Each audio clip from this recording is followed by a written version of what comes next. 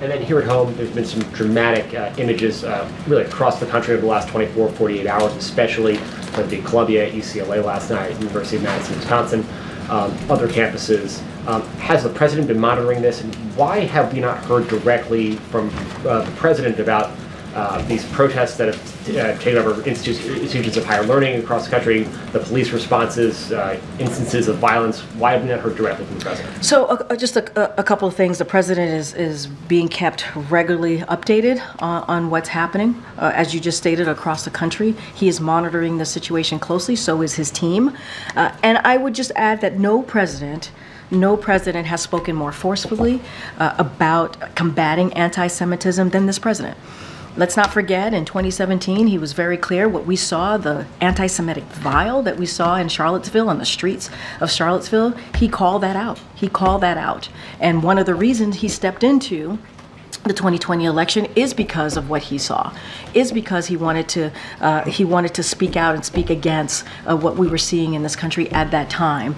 Democracy was under attack. Our freedoms were under attack, and we're still fighting for that today, obviously. But he hasn't just done that by speaking. As you heard from my topper, he's taken action.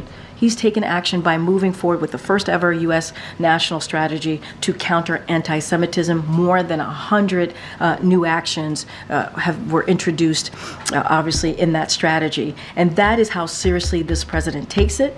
And I think what's important here is that he's taken action on this issue. And just quickly, does the president support those police clearing operations like we saw in New York? We've seen some of these other college campuses. Look, we've been very clear on that. Americans have the right to peacefully protest. They have the right to peacefully protest as long as it's within the law and that it's peaceful. Forcibly taking over a building is not peaceful. It's just not. Students have the right to feel safe. They have the right to learn. They have the right to do this without disruption. And they have a right to feel safe on campus, as I just said. They have a right to attend their commencement without feeling unsafe. And what we're seeing is a small percentage of students. That's what we're seeing. They should not be able to disturb or disrupt the academic experience that students have. So, look, that's how we see things. It is important that students and communities feel safe here. And at the same time, we are going to be really forceful here and continue to underscore how anti-Semitism is hateful speech. It is wrong, it is abhorrent, and we're going to continue to call that out. Thanks, great. To follow on that, has anyone from the administration been in touch with administrators, leaders at Columbia or any of these universities that are seeing these protests? I don't have any calls to read out at this time. Obviously, we're closely monitoring the situation. We're getting regular updates, and I'm just gonna keep it there. I just don't have anything to share as far as calls or readouts. On another topic, has the White House received the recommendation from the DEA to reclassify marijuana from Schedule I drug to a Schedule III drug? Can you comment on and confirm that? So, I wanted to follow up on a previous question that was asked, and respectfully, you didn't quite answer it. The question was, why hasn't the president been more forceful in talking about the protests? You talked about how he's talked about anti-Semitism, but specifically on the protests, why hasn't the president been more forceful on that? And I hear the question, Gabe, but respectfully, the president has been no other president has spoken about anti-Semitism than this president. But that's not the question. It's the protest. And I'm answering it in the way that I believe is the best way to answer your question, which is the president has been very, very clear. He's been clear about this. He's taken action. He put forth a strategic plan to counter anti-Semitism, more than 100 new actions, and not just taking actions, but is actions that across the administration. This is a whole of government process, right? We have the Department of Homeland Security that's involved. We have the Department of Education that's involved. We want to make sure that we are dealing with this, not just words, not just speaking out, but taking action. And so, look, the president is going to continue to monitor this. Obviously, he's going to continue to get regularly updated on this. We have spoken from this administration. You've heard from the vice president. You've heard from the second gentleman. You've also heard from this president who's taken questions on this. And what we believe, and we're very clear on this, is that peacefully protesting within the law is something that every American should have the right to do.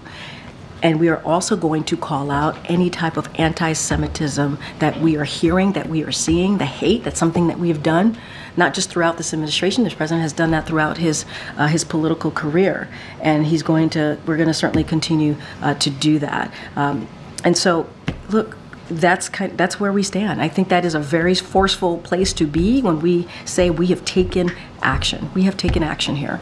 You mentioned that the president has taken questions on this.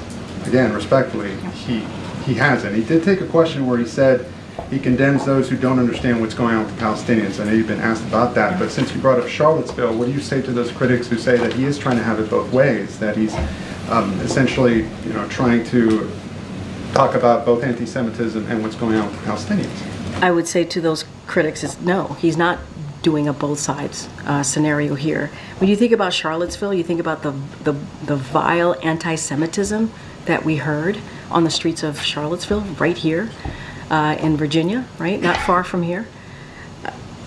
The president and many of us wanted to make sure that was called out. Somebody died. A young woman lost her life.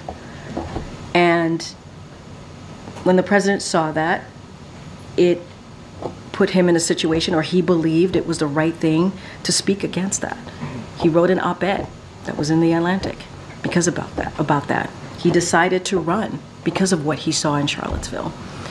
And that was just vile, nasty rhetoric. And you had, former president talk about both sides. There was no both sides here. None. Absolutely none. As it relates to the Palestinians, he was talking about a dire humanitarian situation that we're currently seeing. I just mentioned the Secretary Blinken is going to be talking about the humanitarian aid that we are trying to get into Gaza for the people of Gaza. We're trying to get this hostage deal done so that we can get hostages home and create an environment to get humanitarian aid that would lead, also the hostage deal would lead to a ceasefire. Those things are not the same. They are just not the same, fundamentally not the same. And it is in bad faith. It is in bad faith to say that. Go ahead, Ann. Okay. Actually, no, I had a similar question, but I believe you addressed it. I am also just curious, what are you meeting with POTUS about? Fair enough.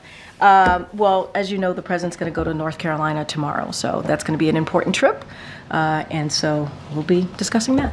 Okay. Go ahead. Yeah. Oh, great. Okay. These protests that have been going on college campuses, we're hearing that some of them are starting to wane a little bit, but they're not just a one-day protest. This has been going on for quite some time. Is there some concern within the Biden administration that this may be eroding public view, if the court of public opinion may be turning against what the president is standing for, and that maybe they're not hearing the anti-Semitism message? I mean, we have been very consistent from this administration about anti-Semitism, calling out hateful speech. Anti-Semitism is hateful speech, calling out hateful rhetoric, violent rhetoric. That is something, when it pops up, when we hear about it from this administration, we've been pretty consistent on calling that out. That should not be, we should not be seeing this on campuses, in communities. It should not be part of the political discourse. I think we've been very clear throughout this administration, before this administration, throughout this president's career. We have to call that out. I can't speak to polling. I can't speak to what is weighing in this poll. What I can speak to is what this president is going to continue to do, and what this administration is going to continue to do is call out this hateful speech, including anti-Semitism, again, which is hateful speech. It is abhorrent. We got to call it out.